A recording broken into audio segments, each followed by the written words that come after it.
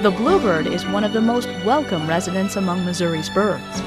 Its bright colors and cheerful song make it a favorite with almost everyone. In addition, it is a highly beneficial bird. About 2/3 of its diet is insects, many of which are damaging to crops.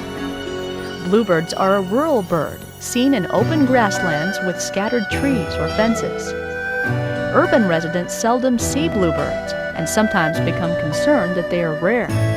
Actually, bluebird numbers are on the rise. They're about 4 times as abundant as they were just a decade ago.